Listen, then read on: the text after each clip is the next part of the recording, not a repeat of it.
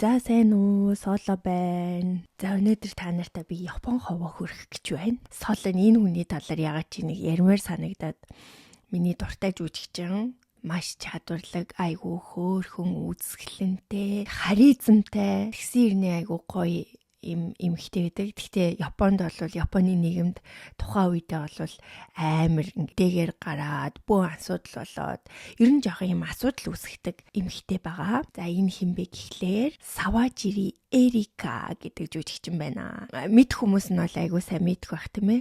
Та нар 1 литр нулимс гэдэг бодит хүний түүхээс сэдвлэн бүтээж исэн Япон олон ангитай киног үзчихсэн үү? Жирито no Namida гэх дөнгөж Японд ирж байхад амар алдартэйсэн баггүй юу?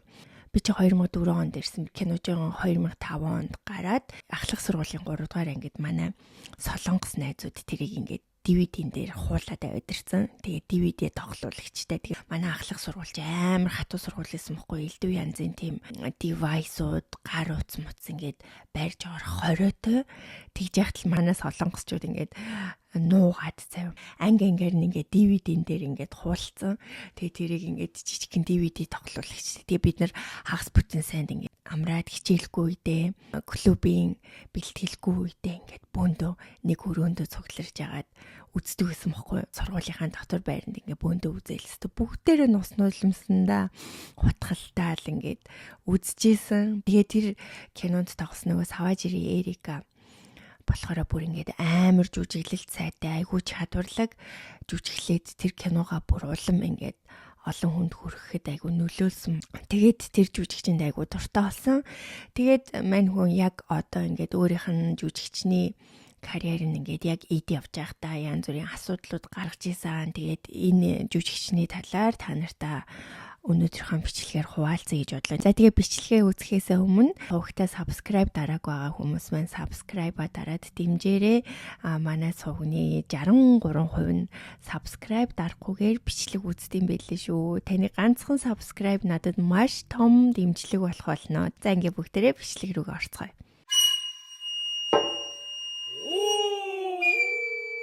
Саважири Эрика болохоор Япон автай, Алжир гаралтай, Франц ээжтэй ирлиз эмэгтэй гэсэн үг. Япон, Алжир хүн хоёрын дундаас гарсан болохоор маш үзэсгэлэнтэй гоё эмэгтэй байдаг. Японд ховор байдаг юм гоё эмэгтэйчүүдийн тоонд ордог гэж би хувьдаа боддог.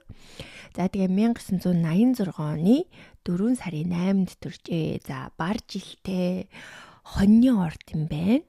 За хоньны ордныхан ч амар тийм эрт хүчтэй харизмтай уурлахаараа амар гал бие махбодтэй тийм ээ. Тэгээ бар болохоор бас юм эрт хүчтэй жил штэ. Тэгээ ер нь бол яг тэр жил орд хоёр нь бол энэ эмэгтэйгийн яг энэ байгаа байдалтай айгу тохирдог юм байна. За тэгээ 161 см өндөртэй цусны бүлэг нь 1-р бүлгийн им эмэгтэй байна. Одоо надаас нэг игч, тэгээ надаас нэг жоохон амхан гэсэн үг юм байна. Тэгээ айгүй гоё биетэй байхгүй юу. За хамгийн анх Саважири Эрика яаж карьерийнхаа анхны алхмыг хийжсэн бэхлээр 6 настайдаа сэтгүүл зураг авахуулаад модель хийж исэн байна. Тэгээд анх бол модельоос эхэлж исэн байна. Багийнх нь ингээд зургнуудыг харахаар айгүй хөөрхөн, өхөөрдмөр. Тэгээ яг ингээд Япон хүн гэхэд Япон биш. Тэгээд яг ирлиз царай байгаад байгаа байхгүй юу. Хөөрхөн охин байсан байна. Өөрийнх нь ирээдүйн мөрөөдөл нь болохоор hair make artist буюу одоо үс болон makeup artist-х юм мөрөөдөлтэй байсан гэж байна. Тэр мөрөөдлөө бодит болгоогүй ч гэсэн одоо жүжигчин моделийнхаа ажлыг хийгээд явж байхдаа өөрийнхөө makeup, үсний заслт энэ төрөө бол өөрөө хийж явдаг. Ихэнхдээ тэгдэг гэж юм. Тэгэхээр бас мөрөөдлөө одоо өөр дээрээ бас хэрэгжүүлээд явд юм болов. Аав нь бизнес эрхэлдэг гайгүй мөнгөтэй хүн байсан юм шиг байгаа. 16 эм хурдны морьтойгоор алдартай. Тэгээ ерөнхийдөө жоохон тийм хөрөнгөтэй айл байсан юм шиг байгаа. Тэгээ багаасаа им аав ээж нь айгу боломжийн амьдралтай юмар гачигдаж дутагдaltaгүйгээр өссөн боловч яг 9 настайд нь аав нь гів гинтхээ ингээд алга болцсон гэж байгаа байхгүй юу. Бүр сураг тасарсан. За Саважири болохоор өөрөө дээр 2 ахтай, айлын баг, айлын ганц охин байсан байгаа. Аав нь гинт алга болсноос хойш ээж нь газар дундын тэнгисийн орчмын хоолны ресторан ажиллуулж одоо хүүхдүүдээ ганцаараа ингээд өсгөжсэн байгаамаа. 9 настай гэсэн үг байхгүй. Тэгэхээр чи нэг 2 3 дугаар ангид нь аав нь ингээд гинтхэн алга болсон гэж байгаа байхгүй. Ор сургаггүй. Тэр хоорондоо ингээд ээжийнхаа бас хоолны газар энэ төр тусалдаг ингээд байжсэн чинь гинтхэн дунд сургуулийн 3 дугаар ангид багт нь аав нь гарч ирээд одоо бараг 5 6 жил ингээд ор сураггүй байж байжснаа гинт гарч ирээд тэгээд гэр бүлтэйгээ буцаж амьдарч эхэлсэн боловч тэр жилээ хорт хавдраар нас барсан гэж байгаа байхгүй. Тэгэхээр яг хөө энэ дээр болохоор ямар ч тийм тайлбар байхгүй байгаа тэлээ. Яагаад аав нь алга болсон, ямар шалтгаанаар гэр бүлээс хоол амьдрах болсон гэдэг янз бүрийн тийм тайлбар ерөөсөө нийтээс олтоогүй. Тэгэхээр бас нэг учир байсан болол гэр бүлийнхнийгаа тэр өөрийнхөө одоо учирт ингээд зуралдуулахгүй тулд гэр бүлээсээ түр холбоогоо тасалсан байж магадгүй. Тэгээд өөрийгөө ингээд хүнд өвчин туссан өгөхээ мэдээд тэгээ буцаж ингээд гэр бүлийнхэн дээрээ ирээд сүүлийнхаа цаг хугацаа гэр бүлтэйгээ өнгөрөөсөн болов гэсэн тиймэрхүү юмнууд бас явдсан байна. Тэгээд байжсэн чинь аав нь хорт хавдраар нас барсныхын дараа жил нь өөрийнх нь баг ах нь моциклтэй явж агаад моциклоор зам тээврийн аваарт ороод гинт нас барсан гэж байгаа байхгүй. Дараа жил нь аавыгаа алдсныхын дараа жил нь тэгээд тавуулаа байсан гэр бүл ингээд гинтхэн гуруулахна болоод үлдсэн. Жил дараалаад нэг гэр бүл ингээ 2 хүн нас барсан гэж байгаа байхгүй. Тухайн үедээ саваж Эрика болохоор нэг 15 6-тай. Тэгээд аав нь болохоор нөгөө гинт алга болчоод буцаа гарч ирсэн болохоор нэг тийм аавыгаа өнгөрөхөд бол яг хүү юм чинь тэгээд шансан л ахaltaй. Гэхдээ ахыгаа алдахтай илүү их шансан талаараа ярилцлаган дээр өөрийнхөө тухайн үеийн сэтгэл зүйн талаар бас ярьж исэн гэсэн. Ахлах сургуульд ороод тухайн үед ч одоо ингээд моделийг хийгээд явж исэн. Тэгээд бага сургуулийнхаа 6 дугаар ангид анх удаага ингээд кино минут тоглох ч юм уу тэгээд дэлгэцэн ертөнц рүү хөл тавьсан байгаа. Тэгээд ирэх юм бол ингээл улмал олонд танигдсан хүн болно гэсэн үг байхгүй юу. Тэгээд дунд болон ахлах сургуультай ингээд янз бүрийн том асуудал гаргаж исэн гэсэн тийм нэг яриануд бол байдсан бэлээ. Гэхдээ тэр нь бол яг тодорхой биш. Яг нэтээр тиймэрхүү мэдээллүүд ингээд айгүй их явдсан бэлээ. За тэгээд явж байгаад бидний одоо хамгийн сайн мэдэх алдартай олон ангит кино 1 литрийн нулимс гэдэг яг бодит Ая гэдэг охин айгуу тийм ховор төрлийн өвчин тусаад тэр өвчнөөгөө тэмцээд ингээд нас барах хүртэл нь өөрийнх нь бичсэн тэмдэглэлээр суйрлаад хийсэн ийм кино байдаг байхгүй олон ангитай кино. Тэгээд тэр тэмдэглэлүүдийг ашиглаж агаад ээж нь ингээд ном бичсэн. Тэгээд тэр ном нь сүүлд ингээд кино болоод олон ангит кино болоо гарч ирсэн. Тэгээд тэр киноны одоо Ая гэдэг яг тэр өвчин туссан хүнд өвчин туссан охины дүрд Саважири Эрика тоглож ирсэн байхгүй юу. Тэгээд тэр кино бол бүр үнэхээр алдартай. Барыг мэдгүй хүмүүс аахгүй. Дотор байранд би дөнгөж Японд ирсэн 2004 онд. Тэгээ би Япон хэлнийг сайн мэдгүй байсан. Бүр гүрийж агаад Япон хэл мөлий айгүй сайн сурж агаад тэгсэн чинь манай өрөөний нэг охин тэр номыг уншаал уйлаад тахгүй юу. Номыг уншаадсан тэгэл уйлал гинтгүй уйлж мүлээд. Тэгээ сүүлд нь миний Япон хэл ерөнхийдөө айгүй хурдан сайжраад тэгээ би ном уншдаг болоод 2005 оны ихээр яг тэр номыг уншаад бүр би бас бүр хөтлөө үлжсэн заяа. Бүр амар өрөвдөлтөө. Тэгээ номыг уншсан байжгаад тэгсэн чинь тэрнийх нь нөгөө кинон гарцсан гээд 2005 онд дөнгөж гараад бид нар болохоор дотор байранда 2006 онд үзчихсэн баггүй юу. Тэг бүр ингээд амар уйлуулдаг кино за яг анх удаа үзэж байгаа хүмүүс бол тухайн үед бол бүр миний сэтгэлд бүр амар үлдсэн тэр кино. Тэгээ дараа нь би их сургуулаа төгснөхийн дараа яг ажил дээр гарсны дараа дахиад тэр киногоо үзэл бүр хөтлөө үлжсэн баггүй. Гэтэ яг анх үзчихсэн сэтгэлдлийг бол хизээч гүйцэхгүй л тэг 2 дахь удаага үзэж байгаа юм чим. Тэгээд бид нэр ингээд дотор байранда солонгос хүүхдүүд, Япон хүүхдүүд тэгэл би ингээд монгол хүүхдүүд нийлэл үзээлсэн. Бөөндөл нус нулимсэндээ хутгалдчихсэн амар санны бүгдээр ингээл үйлэл. Тэгээд яг тэндээс эхлээд Саважири Эрикагийн одоо энэ жүжигчний карьер нь амар сайн явж эхэлсэн байхгүй. Өсөлттэй ингээ явж исэн Японы энэ кино урлагт жүжигчний дундаа бол Саважири Эрика жинхэнэ it girl болж эхэлсэн. Тэгээ явж байгаа мань хүү ингээд 2007 онд нэг асуудал гаргаж ирсэн байхгүй. Тэгээ тэр нь ингээ бүр амар тэгэл бүр ингээ телевизээр дүрэн тэрний талаар ингээл яригдал заа. Тэр чинь 2007 оны 9 сар маар байсан баха. Киногоо сурталчлах гад энд тэнд ингээд нөгөө тайзан дээр очиод киногоо сурталчлаад ямар яасан гэл тиймэрхүү юм ярьдаг. Тэгсэн чинь хамгийн анх кино театрт гарах өдөр нь ингээд бүгдээрээ тайзан дээр очиод ингээд бусад бүх жүжигчнэр нь очиод ингээд мэдчилгээ гээл киноныхаа талаар энэ нь гоёсэн тэр нь гоёсэн гэл ингээд ярьж байгаа байхгүй. Тэгсэн чинь мань Саважири Эрика ингээд тэр тайзан дээр гарч ирчихэл ингээд бүр ингээд харваас нэг жоохон ингээд нэг уур нь хүрсэн ч юм уу те нэг тийм байдалтай байж байжсэн ингээд сэтгүүлч юм асуусан чинь бэцний гэдэг нь одоо яах вэ гэсэн ч юм уу нэг тиймэрхүү юм яриад хизээж Японд урд хожид тиймэрхүү юм болж байгаагүй байхгүй юу.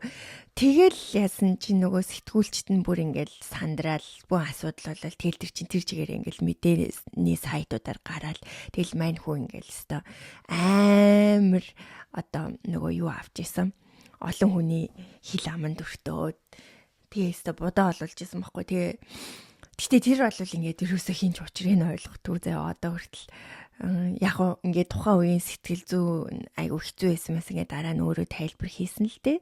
За тэгэж явж байгаад мань хүний карьер тэгээд дуусаад өстой балраад тэгээд асуудал үүсгэснийхаа дараа 2009 онд 22 насаар ах Такаширо Такеши гэдэг хүнтэй DJ жүжигчин продюсер ийм хүнтэй суугаад тэгээд өөр газар очиж амьдэрсэн баггүй юу. Хавай мавайд амьдраад идэг үлээ. Тэгээ нэг хэсэг ерөөсөө Японд байгаагүй. Амар сүртэй хурим морим хийгээл 86 оны гэхлээр чинь дөнгөж 23 таадаа ингээд өөрөөсөө 22 ах хүнтэй гэрлээд ингээд өөр газар очиж амьдэрсэн гэсэн үг байхгүй. Тэгээд гэрэлт нь хөөрхөн амтан 2013 онд бас бөөн хил ам болоод асуудал болж байгаа.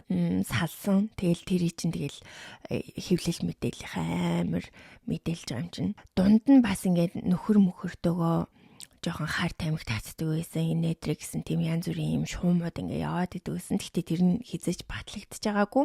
Тэгээ тэрнээс хойш ингээд Эрика Сама гэдэг нэр одоо тэр нөгөө нэг 2007 оныхон янз бүрийн асуудлаасаа болоод Эрика Сама гэдэг нэртэй болцсон. Эрика Сама гэдэг чи одоо ингээд Сама гэдэг чи ингээд амар өндөр дээд хүнийг ингэж хэлдэг одоо жоох ингээд ихэмсэг хүмүүсийг Сама мама гэж бас дууддаг байхгүй. Тэгээ Эрика Сама гэдэг нэртэй болоод японочууд дундаа ингээд алдарсан. Гэрэлтэй цуслуулснаас хойш жүжиг кино тэгэл модель хийгээл ингээд ерөнхийдөө олвол өөрийнхөө яг карьерийг үргэлжлүүлээд явж байгаад мань хүн 2019 онд хар тамхи татсан гэлүү хар тамхи өөртөө биедээ авч явсан гэдэг. Тэгээд гэрт нь бүр ингээд цагдаагийнхаа очиж нэгшлэг хийгээд талгаажаад баривчлагдчихсэн байхгүй юу.